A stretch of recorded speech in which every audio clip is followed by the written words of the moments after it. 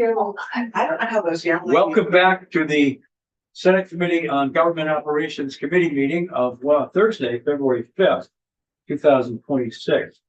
And we're going to move now to a bill that we have already walked through once, but I wanted to give legal counsel a chance to give us the 30,000 foot view of this bill again. So Jen Carvey's with us, and you can certainly join us and Great. reacquaint us with this bill. Great. Jen Kirby from the Office of Legislative Counsel. This will be very quick. We're looking at S-164, an act relating to health benefits for members of the General Assembly. And this bill would make legislators eligible for the same health insurance, employee assistance programs, and any flexible spending accounts offered to state employees. That makes legislators like other state employees for purposes of health benefits. Okay. Does anyone have questions based on what you could remember from what we walked through the bill? Not too much more to Axel than that either. Yes. I guess the only other piece, yes, is that the expected contribution would be the same split as for the premium as the employees of the executive branch, which I believe is still 80-20, but I'll confirm. 80-20, so 80% Yes, 80% is by the is. employer, 20% is from the employee. So, I mean, just to follow up on that, does that mean it's additional pay for a legislator? Or would it come out of our pay? How the premiums would get paid, I think is an implementation question because you don't receive paychecks for part of the year. So full-time employees, it comes out of our pay. I think that would be an implementation question for you, both how you would want to do it for the months when you did not receive a paycheck and whether you would want it to come out or whether you'd want it to be built on the current pay. And I think we have witnesses down the line that might help. I see they're here. He's very excited. Senator White. Just a question about S-164 is the same language as an S-229. That is my understanding that the health insurance piece is the same in both bills, and then there's more in 229. Right. Yes. Thanks, Jen. All right, sure. And you're welcome to stay. And I will, but I am going to not say. we're very happy to have the Commissioner of DHR with us, Department of Human Resources, Beth Stitchie. And is Clark going to join you at the table? Okay, great. Yes. And with her is Clark Collins, who's the Deputy Director of Benefits and Wellness. He is the director of benefits and wellness, aren't you? I am. You are. I'll move up. Yeah. The sheriff now. I'm not sure this week. Do I read it? Oh. Oh, good fun. So, Yeah, we're Windsor County. just again, for the benefit of folks that, because you haven't been in yet this year, Senator John Morley from Orleans is not going to be with us for the next week or so. And then we can go through and identify ourselves. We'll start with Senator Vyhovsky. Senator Tanya Vyhovsky, I represent the Chittenden Central District. And I'm Senator Becca White, and I represent the Windsor County District. Brian Collmore representing the Rutland District. Allison. Calista is our committee assistant, unfortunately, today only, I guess. And Allison Clark's our Windsor District. okay, so for the record, if you guys want to head along, introduce yourselves and bring us up to date. Good afternoon. I'm Beth Stitchie. I'm the Commissioner of the Department of Human Resources. And I'm Clark Collins. I'm the Director of Benefits and Wellness and the Lead Management Unit. Okay. So I know we're going to get something from Scott Moore a little bit later in the testimony today, which outlines how this might work. Right. I think Senator Clarkson has an interesting question. Do legislators, if the plan goes according to the way it was written, continue to pay? I mean, it's an insurance policy, so I'm sure if you don't keep continuing to pay, you're not going to keep getting the coverage. That's the kind of the way things work in the insurance business. So it would mean that we would continue to have to fund that ourselves, I think. Is that the way you read it as well? Correct. Yeah, it's So there's a couple points I want to bring up about the Sure. bill in general. That question is part of the discussion, my talking points as well.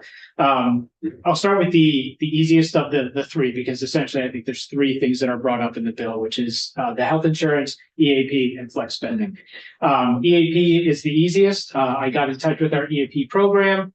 There wouldn't be any increased cost to the state or anything along those lines. So there shouldn't be an issue with that as an implementation. It would just allow you to access that benefit. Nice. So that's a relatively easy lift, so to say. And that's just a per member per month. So we Correct. have 10,000 employees and then we add legislative employees and that's, add another 200 people to that.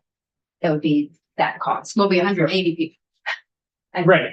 Right. And it's roughly $2 and change per member per month. The So EAP, for everybody who doesn't appreciate all the acronyms. sure, it's an employee assistance program. They tend to have a sort of, historically, they've been known to handle like mental health issues or along those lines, but they really do provide just general life assistance. So they can give some basic legal assistance. They can give some dealing with aging family members, and like they offer general sort of life assistance, Financial. financial assistance. Correct. And all state employees are able to access that. Yeah. Correct. I think, aren't we already able to access that? Well, I know I personally through my work already have the EAP program, but I thought there was at one point we could call EAP if there was something in the legislature. So I don't know. This was a few years ago. If you called and said you're a state employee, they may not hang up on you. I'm a Correct. sometimes. Employee for certain purposes. And it's Correct. also, it's employees and anyone who lives in their household. Yes. Right. So it's not just for employees; it's for the whole house. Yeah. Right. And it is an excellent program. It is. The other two for health insurance and flex spending is a little bit trickier. And the reason is much to what you have already sort of spoken to, is that health insurance premiums are, the bill references the 20/80 split, which is currently how it's for active employees. It's 20% is on the responsibility of the employee, 80% is paid by the state, the employer at this point. So if you're looking to have that similar split, which is what I think the bill is seeking to do, there's a couple of main questions that come out of that. Currently, as you know, you have the 18 weeks or roughly 18 weeks of the pay, and then the rest of the year, there's no paycheck coming through payroll, which means that there's nothing to. That's not actually always true. If you Not serve on- always, but If you get per diems, if you serve on a Correct. task force or on any of one of our committees. correct. So yes, there are some There's exceptions, but occasional income. right, exactly, but not consistent, like every week or every other week, paycheck coming through. So where would that 20% come from? Currently, in terms of the way the payroll system is administered, and this is getting pretty nitty gritty, but I think it is important to sort of understand how it works.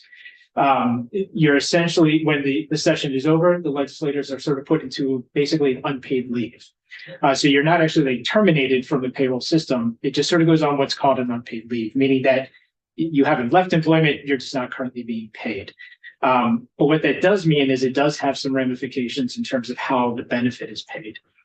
So right now, anyone that does go on an unpaid leave, they are responsible for 100% of the premium. So you would go from a 20% premium to 100% premium, and it also makes it, instead of pre-tax, it makes it post-tax. So it's sort of like a collection, meaning that the department would reach out to the legislators, and they would have to submit like a check, essentially, or we do have like a credit card payment. But essentially, the legislators would be responsible for sending in that money outside of the payroll system, but it would jump from the 20% to the 100%. And would we be billed for that, or would it? Correct. Yeah, So so the system also would bill us for it. We wouldn't have to remember. Correct. Right. So bills would be submitted, and there's, if it's not paid in time, there's consequences and so forth. But generally speaking, that's how that system would work. And would we pay on a monthly basis, or could we take the rest of the, whatever, 52 minus 18 weeks Yeah. and pay one lump here's your insurance bid. That's an excellent question. I think that would be an implementation question. I don't think right now, if you're on an unpaid leave, it tends to be by paycheck, so it would be every other week. But I think that, given the situation, the circumstance, I think we could probably make that on a monthly basis, if that's easier to do. Senator Mikulski. Yeah, well, I guess I'm wondering, because the only thing I can think of that someone might go on an unpaid leave for right now would be like a disability or a maternity leave. What are the reasons people go on unpaid leave currently? And is it 100% of the time that if that happens, so someone goes on maternity leave, it's an unpaid leave, they're now responsible for 100% of their insurance premium? So generally speaking, so it would be something like a maternity leave would be unpaid if they don't have any sick time to use. So if they don't have any sick time or annual leave time, at a certain point, if they want to continue on an absence, but they don't have any leave time, then yes, it would be an unpaid leave. There's also like an admin leave, meaning that it's involuntary unpaid leave. That would be another circumstance. But generally speaking, the only time you would be on an unpaid leave is if you don't have any annual or sick time to use. So Okay. because if you do have the annual or sick time to use, you can use that to get a paycheck. And therefore the paycheck would have the 20/80 split. Okay. Thanks. So it's like, if you've used up all your leave time, Yeah. and you also aren't on like an entitlement, right? If you're not on FMLA, Right. right? So if someone is entitled to FMLA, do they still pay the 20/80 split? They do, right. Oh, okay. that's- So I'm sorry, that also, if they're entitled to FMLA, they would continue with the 20/80. It really, the unpaid leave is usually, I don't want to quite say voluntary, but it's more in a situation in which you are continuing an unpaid leave, even though you do not have an entitlement for an unpaid leave. So, Or any sick time? or any sick time or annual leave, correct? Yeah, I kind of do that with my full-time job for part of, like what I used to Right. do. It's for being in the legislature. Right. So, Right, right. So one of the, and sort of akin to this, but not exactly the same, is flexible spending. So for those that don't necessarily participate in flex spending in other, with other positions or other employment, flex spending allows you to set aside money pre-tax to allow you to pay for medical expenses. No medical expenses and sort of a laundry list of other things that you can use it towards. Generally speaking, how they work is you make an annual election. So let's say $3,000 you're setting aside for the year. We divide that out by 26 paychecks, and that's what you contribute over the course of the year. But the real advantage to a flex spending is you can use all 3,000 on day one. So on January 1, you can use the entire 3,000 with the expectation that you basically pay us back over the course of the year. And again, since you're only getting the 18 weeks of paycheck, there's an additional risk in that you don't have the whole year to pay it back. Why? Yes, Senator Clarkson. Why are we then including it in this bill? I mean, it sounds like it's makes the least sense. So this one, actually, there's a couple of solutions that might work. What I did find out, and this is actually a learning moment for me as well. Yeah. Every FSA I've ever heard of spreads it out over the course of the year. I got in touch with our flex spending vendor, and you don't have to, meaning you can pay your entire lump sum upfront. If you make a $3,000 paycheck, but you know what I mean? Like if you, whatever your election is, we can shorten that period in which you pay into it. The primary reason to do any kind of flex spending is it lowers your taxable income. It's basically a way of paying for medical expenses on a pre-tax basis. So it allows you to lower your taxable income. Yes. As we went through our debate with S-139, I think that's what it was. oh, 39. What? That's 39. S-39. As we went through that debate, it's just so funny, and Becca probably can remember better than I. I just don't remember flex spending be It wasn't. something everybody wanted. Yeah, well, it was in the original. It was in S I 39. know it was in the original, but I just don't remember it being like one of the top things to.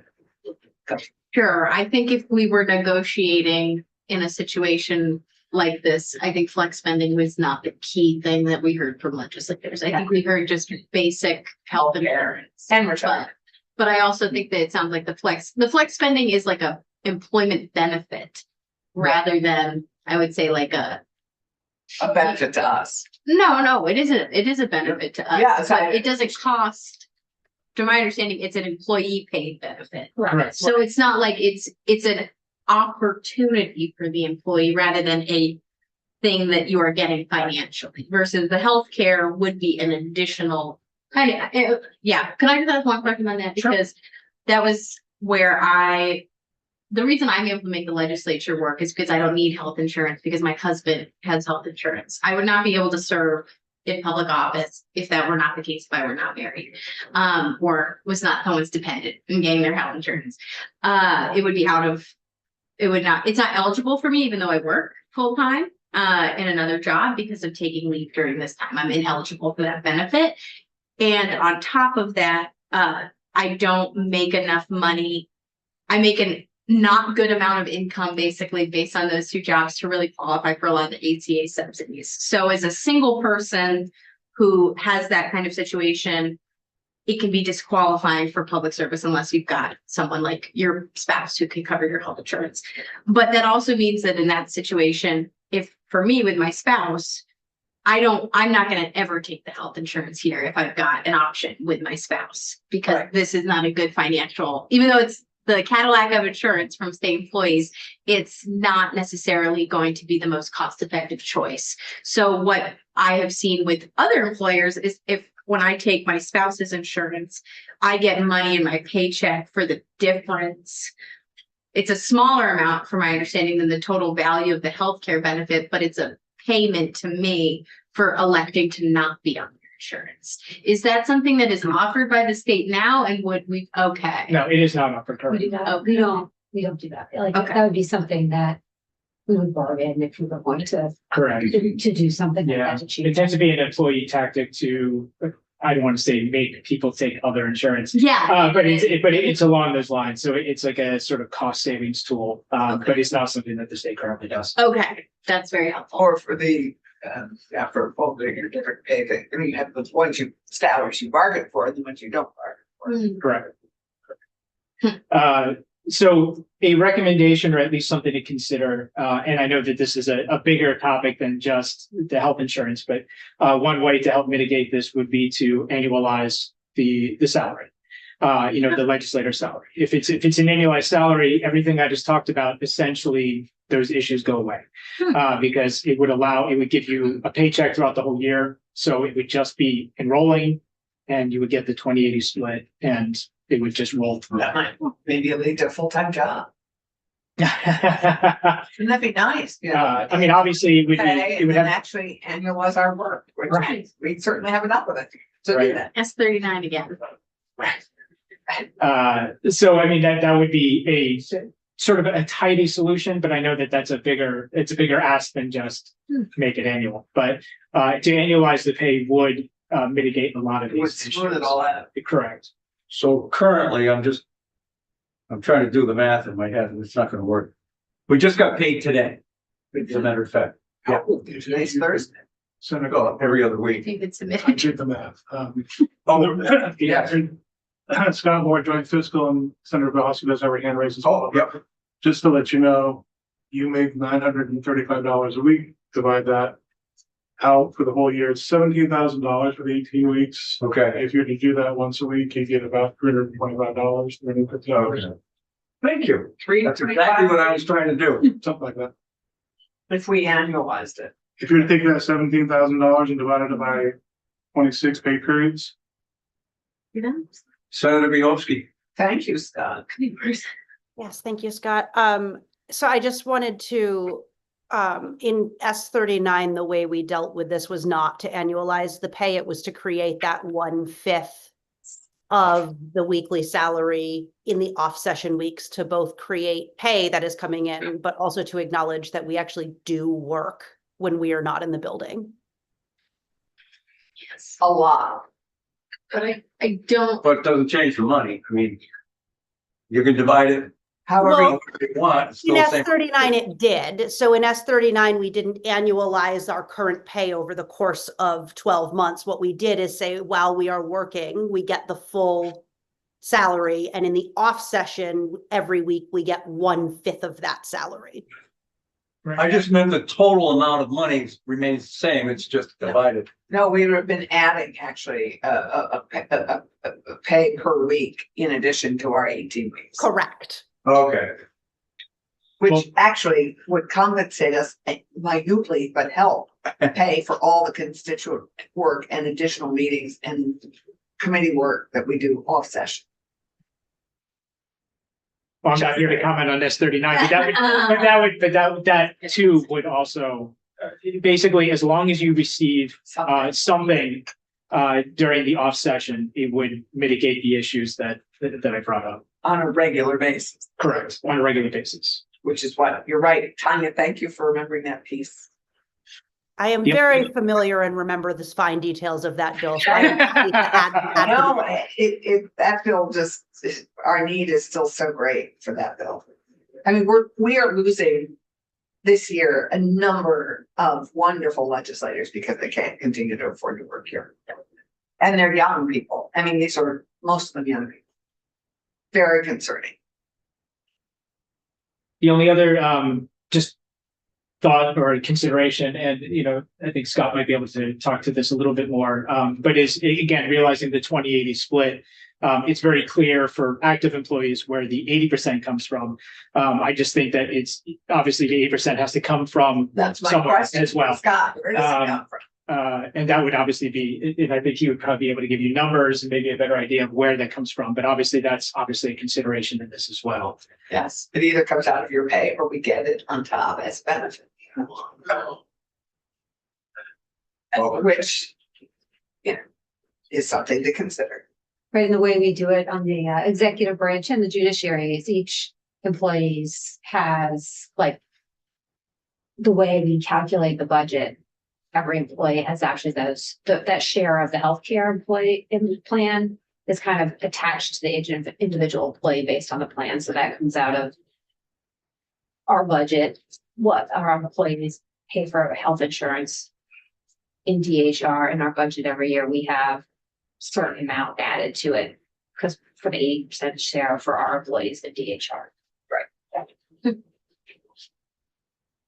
Any other questions? Well, Beth and Clark, thank you so much. Really appreciate it. Beth, Yeah. while you're here, if I could just ask, who oversees the volunteer paid leave program? And we are going to ask you into Senate Economic Development. Okay. The two of you, but okay. Sorry. Thank you. Sure. Great. Just email soon.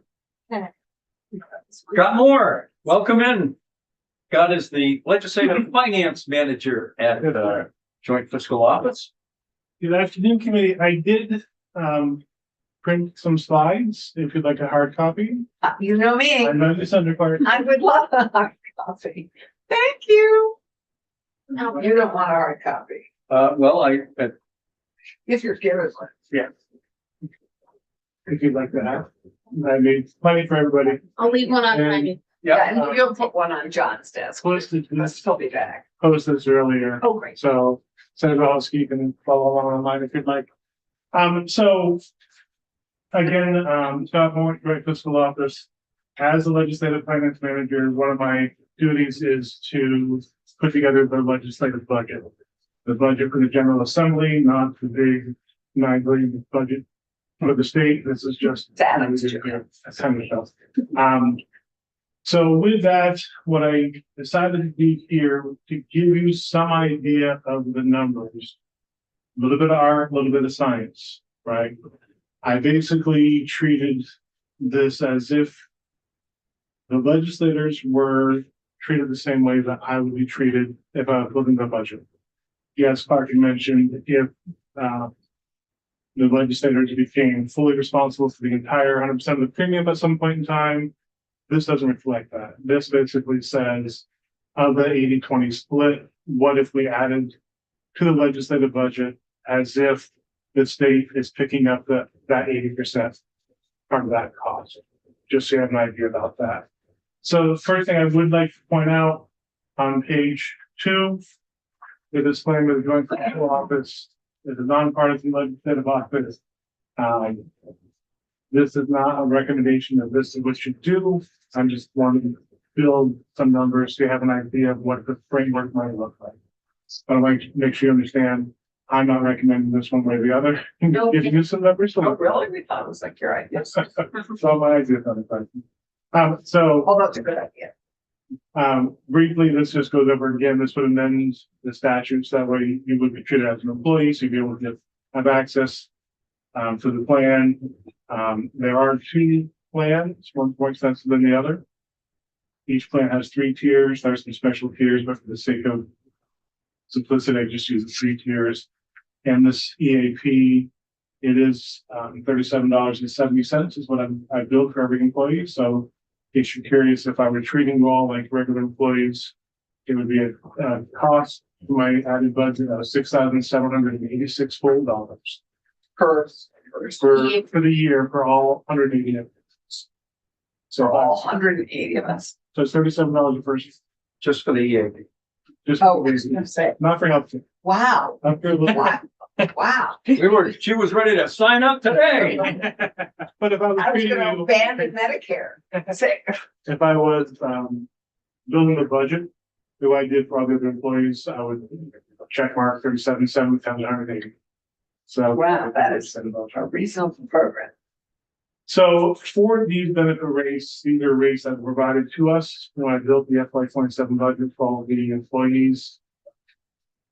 You can see the 2 different plans, the total choice plan and the select care, I'm assuming point of service.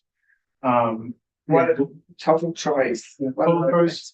I don't necessarily, you guys might know better what is offered in each plan. I can tell you what I do personally, but different plans have different aspects. The first plan is more expensive. I imagine it offers more different things, but I would refer to phone a friend next door for specific questions about the different plans. Total choice implies what it probably says. Yeah, these are the titles of the plans. So, with that said, looking at the 3 tiers, employee only is a little bit cheaper than employee plus 1. And the payment plan is the most expensive of the 3 across the 2 different tiers. So now we get into where the science and the math kind of come together. So on the next slide, scenario number 1, what if 25% of the legislators enrolled in the plan as if the state was picking up 80% across the whole year? And how did I come up with the distribution? Because you'll notice here, 111 in the top bracket, and then 16, 14, and 12. I modeled this after what the current legislative staff does. So we have about 5% of the staff have picked a plan in the total choice area, and the rest of the staff have picked plans in the select care point of service. It's basically 5% in the top group and the bottom group 95. It's about 40, 30, 25-ish kind of split. I have to look my numbers again. So that's how those numbers came about. Again, this is a little bit of science, a little bit of art. So I wanted to be fair to have some sort of realistic fiscal data points. So I used the staff as the model. I do have if you're really bored lately and you want to play, we can put some stuff into the working model and change it all around and see where things are come up. But just give you an idea. So this first scenario is if 25% of the legislators enrolled, that's 45 people. Some people like Senator White would be on the husband's insurance potentially. Might be on Medicare. So if we did this and the state picked up the 80%, there wasn't any of this question of potentially you all would be stuck with 100% of payment after June. The cost to the FY27 budget that I would present would go up by 1.2 million. Okay. That's how this kind of works. When we look at the next slide, scenario number 2, this is the half. Not huge, I mean, substantial. Only not- 0.5%. I guess. So again, same percentages used, about Of the 90, about 5% would be the top bracket. The other 95 are split out from this distribution. And that goes up to about $2.4 million. So. Yes, Senator Clarkson. So Scott, there's no difference in the plan, it's just more people taking it. Correct. The plan is the same So if cost. you double the plan, it doesn't quite double the numbers because the people are changed a little bit. I try to do percentages to make sure the percentage is about the same. And it's entirely possible. I mean, the cheapest way that this plan would be enacted is if no one took it. Right? It wouldn't cost the state anything because no one's taking the healthcare. But as you can see, when we get to the scenario 3, if 75% of the legislators took it, the costs go up. And then scenario 4 is if all 180 of the legislators enrolled in the plan and this distribution, and that might change. It'd be about $5 million, not like $5 million. But again, this, like Senator Clarkson mentioned, if people don't run in the fall and that the body changes and 50 people aren't here, then it's hard to know where we're going to fall in terms of this distribution. Statistically, I just chose the legislative staff. Then for fund scenario 5, this is S39.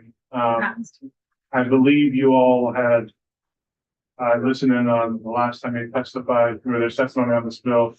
And I believe maybe Senator Voskey mentioned about $1.7 million.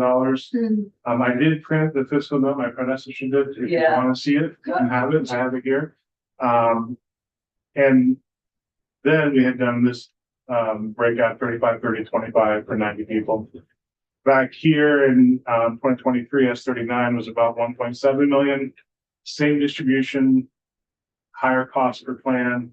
Now that'd be 2.4 million. Oh, So if Awesome. Yeah, that's just inflation. Senator Bielski. Yeah, absolutely. So I recognize the demographics of the General Assembly are probably a little bit different than the demographics of legislative operations staff, but I wonder, within that legislative operations staff, do 100% of the people take up the insurance, or is it sort of pretty standard that some people do and some people don't? some people do, some people don't. But of the ones that do, those percentages are the same. So out of there's not quite 100 legislative staff between IT and HR and JFO, that kind of stuff. Of them, I'd have to go look and see. I would say maybe 5 or 6 of them don't take insurance one way or the other. It's not a high percentage, but there are some that don't take insurance. But it would be safe to assume that we would not want to utilize the 100% number, that would probably be overshooting the cost. It's unlikely that 100% of the legislators would take the plan, I guess, is sort of. Which is why I had the Look at the demographic of legislators. Like I said, I mean, recognize it's the kind of a- demographics are very different. The demographics, sadly, I mean, because of what I mentioned earlier and the cost of serving and the lack of benefits, it means that there are many older retired as legislators, which is a plus for, of course, wisdom and institutional memory. But, we also do something without our energetic young people who bring all sorts of different experiences. So it does mean, to go to Tanya's point, my guess is that we're looking at 50% or less than would be taken. So I remember we did a survey and asked Yeah. people, We did. and I think we did get a percentage of those folks who said they would be willing to. I maybe we should look back and see what that was, because I think, to Senator Pelkey's point, yes, I actually think you did a good job by using the legislative staff. I think that's probably that makes the most sense when you think about a workforce to compare it to. But we did get some numbers related to generally how people felt about if they would take it. I think where we got the last slide, 50%. Oh. Okay. So There's probably no way to do it, but I'd be just curious to know what the average length of stay among the General Assembly is. Is it 8 years? Is it 12? Some folks have been here a long time, Not over fewer. 30 or 40 years. Some are here 2 and they're gone. And then it's not a related question, but it's another question would be, if I'm the insurer and someone is got a disease or a malady that predates my leaving the employee of the state, I guess that's between you and the insurance company. You know what I'm trying to say? Like, you paid in all the time and then you managed to get something with your last payment. Now you're not paying anymore. Are you still covered, kind of thing? And I don't know. Maybe there's no way to answer that either. If you're not paying anymore, you're not covered. I mean, once your plan expires or you Yeah, paying it, you're off. You're not even covered. for a pre-existing condition. So there's Jen Carvey, legislative council. Yeah. I mean, pre-existing conditions, a future insurer cannot refuse to cover your pre-existing condition. That's what the Okay. ACA did away with the Okay, pre-existing condition exclusions. But you have to be actively covered for insurance to yeah, pay I got you. for your treatment. Okay. Does anyone else have questions for any of the 3 or 4 guests we have in the room? Senator Bielski, you all set? Okay. I hope you're feeling better and we'll be back soon. What do you think about tomorrow? I am going to take a COVID test tonight to see if I am testing positive or negative, and I'll base it on. Okay. Would you mind sitting in the legislative chair tomorrow? Just kidding. Okay, I think that we'll, unless you have more, Scott. No, And thank you. This is a great model to kind of mull over. It gives you some numbers. Yeah, I don't know where I'm gonna fall in this. I have Medicare, but I don't have any supplemental. I had it and I canceled it because I never used it. And it was getting to be about 3 or 4 grand a year. And I thought, geez, I could put that in a bank and at least make some money. So, yes, I guess the question we haven't really, I mean, and, so, forgive me, are these? So, the 80%, did we resolve whether we were looking at it as an additional piece of pay or it was coming out of our paychecks? I guess I guess I'm not clear on that, sorry, maybe I just wasn't listening The closely. model that I put together is the state picks up the 80%. So it is on top of our paychecks? You wouldn't Yeah. get that in your paycheck. No, The but cost it's would be- You pay your it's 20% technically premium. additional pay. I don't think so. I think it's coming out of either coming out of your paycheck or you're paying it directly. It is not. Yeah. So So that Hey, isn't 20%. on, top. So it isn't.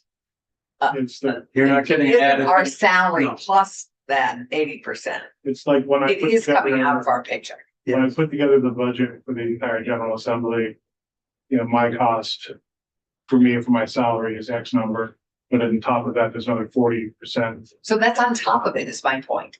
So my point is 80% of isn't coming out of your salary. It is, it's added to your salary to pay the 80%. Well, it's just separate. It never comes to you. Yeah. You never get the I 80%. understand it doesn't come to you, but it doesn't erode the 900 and whatever $30 we earn a week. If your The premium. 80% doesn't, the 20% does. The 20%, yes, but the 80.